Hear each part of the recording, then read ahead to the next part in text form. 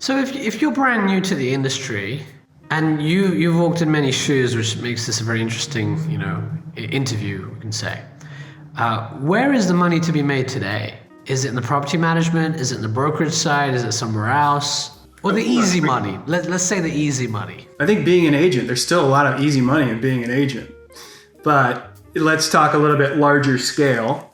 I think it is in anything that is transactional in nature there. Agents and the industry as a whole have been fed a lot of products and they're a little tired with it. And where they need help are, whether it's a landlord from a property management aspect or whether it's from an agent and a brokerage, people want actual help dealing with some of those things. So that's where we're stepping in.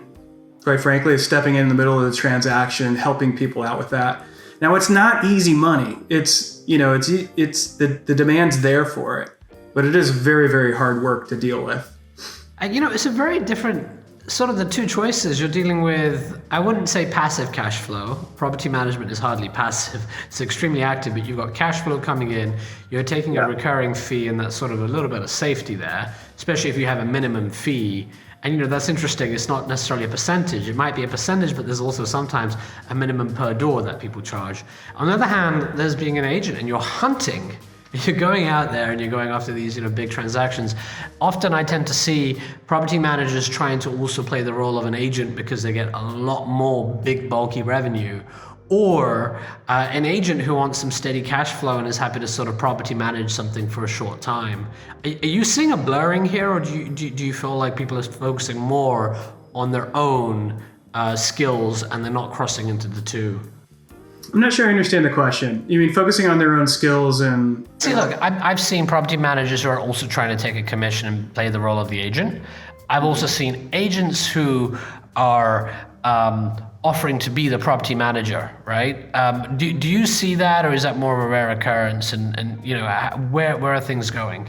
Yeah, okay, I get you. So I see a lot of agents go into property management because they do see that as the easy reoccurring money. It helps them with that up and down cycle that they experience throughout each year. And then they burn out really fast. On the property management side, they do tend to sell more. A well-run property management firm will typically have a sales arm involved. Like they've got the insight to know when that property is selling first before anyone. But there's often a challenge in some of those property management firms as well. Like that agent only sees them as a property management firm, so it's very much a marketing challenge and letting them know that they can assist with anything. Exactly. I tend to find a very different DNA. And I think I'm going to give an opinion here just for the sake of giving one. If you're a hunter and you're used to that, property management can become quite a depressing situation because now you're having to actively focus on operations and process management, and you're getting paid what feels like peanuts. On the other hand, when you're a property manager and you've got a large portfolio, you don't even have to be a sales guy or a hunter or whatever. You've got the inventory there. You get a heads up on what's going to sell, what isn't going to sell, and sometimes you're brought in to look at a property on behalf of other funds. And that gives you a really good sense of what's going on. I tend to find sometimes property managers know the market a lot more, I sometimes feel, than the agents who are just involved on one side of the transaction. Oh yeah, absolutely. But I think you're right on the hunting thing. A good agent loves that win, that closure of the deal. You don't have that in property management. It never happens. The lease is so small, the commission's like, whatever, maybe 1,000, couple thousand at best. But that's not the same as some of these larger commissions that you can receive for really taking some effort to sell a property. Also, on the property management side, you're very often blamed when things are not working out well. When things go well, okay, a small pat on the back, really. Whereas there's no winning in property management. Exactly. In fact, there's a lot of blame. There's also a lot of turnover I'm finding, and one stat I heard was, I think most of the turnover that happens within brokerages or agencies are within the first 24 months. Is that something you're also have experienced or are seeing? Yeah, and I think more so now than in the past, just because it's so challenging to pick up clients at the moment or find properties for some of those clients. Listings are selling incredibly fast, so it's It's where typically agents will pick up business from expired listings, a home that didn't sell because maybe it was overpriced. They didn't get the right advice from the previous agent on how to stage it. Who knows what the reason is, but all that new business is gone from new realtors coming into the industry. So it sounds to me like it's more the economic cycle we're in than it is the fundamental forces at work with technology. I would agree with that, but there's some larger, just talking in terms of institutional buyers in the industry now. So I think that inventory shortage will be interesting to see what happens in the future. Who knows what happens with all that inventory that's been bought up and continues to be bought up. I don't know. It could be a positive thing for agents in the future if that ever gets dumped. What do you mean by that? How would it be positive? Inventory. So if it's a transactional in nature, think about it, you rely on the number of transactions that happen in a market. And so if inventory is just being bought up by a large institution that doesn't include an agent, which is growing at the moment, there's less inventory. What happens when that inventory is freed up? And we've got institutions that are holding inventory. We have courts that are holding inventory. We have senior living communities that people aren't going into. So there's a lot of senior citizens that aren't selling their homes at the moment. So it could be a different challenge that we see over the next 3 years, where it actually could be more inventory than we anticipated. So what's your prediction? Do you think that will impact house prices ultimately, and it will be a good thing for agents because there'll be more inventory, more transactions? Or do you have a different view? It'll, again, on the consolidation side, it'll be better for those top agents and teams because they'll be able to ride it. For some of those smaller agents, the smaller commissions on the lowered prices won't be so favorable. So talking about commissions, speak to us. What is the standard commission, and what have you seen in terms of different models? I know there's the flat fee. Could you be specific maybe and discuss what are the flat fees and what are the variable percentages? What type of deals have you seen, and how much of a discount are agents offering, and who's taking that discount?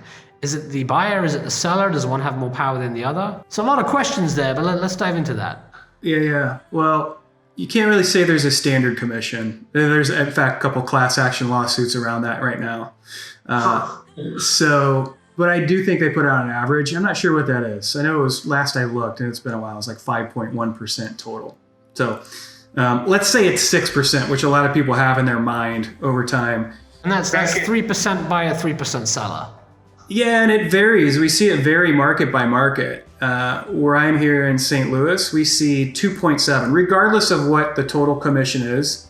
Yeah, so let's say it's 6% that the seller decides to pay. The way that these deals work out is then that gets paid to the listing broker.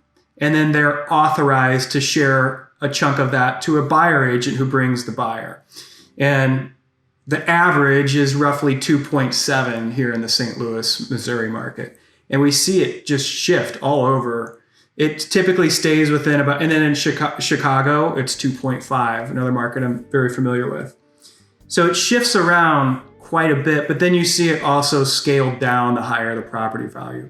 So there's lots of different dynamics market by market.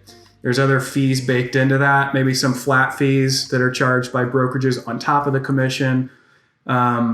There are 40 states that allow for commission rebates, and that happens, and you see some of the more progressive brokerages offering those. So what that is the buyer agent is allowed to rebate that portion that's shared with them to their buyer to go towards closing costs or whatever. So there's a lot of different dynamics with it. It's not as clear cut as you would imagine it being. And there's a lot more room for negotiation than most people realize as well. Because a lot of them come with the same thing that you did in your original comment. They think there's a standard commission, but there really is no standard commission. And then there's also the fact that you have to, if you're with a large brokerage, and I think in most cases you have to have a brokerage behind you, at least when you're starting out, right? From a licensing perspective, yeah. And again, this is one of the challenges and why no one's really going to disrupt the industry quickly is it's state by state. So every single state is different. Most states require you to be a licensed salesperson, and that could be a broker salesperson in some states. But you have to maintain that for a period of time, some 24 months, some 30 months, before you can then become a broker and sponsor other salespeople under you. And also to become a broker, it's not like, okay, I've hit my 3-year mark. You've got to go and get more credentials, and it's a process too. Not necessarily credentials, but licensing. Once you have the licensing, you can go do what you'd like. Most people do join the Association of Realtors, which that gives you access to MLSs, standard forms, things that you need to actually conduct business. And I suppose there's a cap as well on, and walk us through the dynamics here, especially as you've seen the brokerage side. If an agent is giving a commission, they still have to pay the brokerage firm they're with. How does that work? If they're giving a discount, is it pro rata? Does everyone, do the brokerages take a flat commission to say, look, we will always take 1%, the rest is yours, or 2%, or whatever it is, or does it vary? And it's, if there's a discount, does everyone eat that, or is it the individual agent who has to eat that? So there's different types. So traditional brokerages do splits with the agent, whatever their keep is on that. So if they sell a property and there's a 6% commission, they give 3% to the buyer agent, so that leaves 3% for them. A traditional brokerage takes a split of that. And typically it starts at like 40 to 50% of that. So at the end of the day, that agent that charged 6% only ends up with like 1.5. And the brokerage does that for a number of reasons. That traditional brokerage, that higher split is for a newer agent, so it could be compensation for the training, but also the air and emissions insurance, a number of other insurance policies they may carry, technology provided, other services within the office and so forth. So those traditional brokerages will then set a scale. Like as you scale up, do more volume, then that split lowers, and it rarely goes below 10%, rarely. And then you have these flat fee models, which is what I described that I started with the brokerage that I started back in 2012. And that is, it's a flat fee. We as a brokerage have these costs normalized. They're not variable. We're not providing you with the business. We understand that you provide it yourself. So it's a flat fee per transaction and you keep whatever.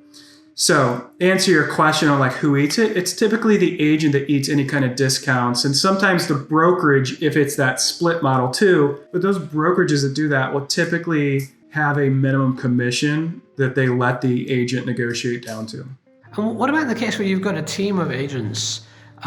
Is there a typical structure with how you see commission being split when there's a team of 2 or a team of 3? Teams are fascinating. They're getting more and more sophisticated, which is a really cool concept. 5 years ago or so, a team was like maybe 2 or 3 people that just called themselves a team because they needed someone else to show properties while they're on vacation. But now you see teams running just like a boutique brokerage would within a brokerage, like a Keller Williams or an EXP or what have you. And I'm talking like 50 plus person teams where they have, some call themselves the CEO of the team. I don't know how they get away with that. And then they'll have, people that work on the list side, people that work on the buy side. They'll have people that work the transactions, people that handle the management, and the general admin staff. So some of these are very sophisticated and very impressive.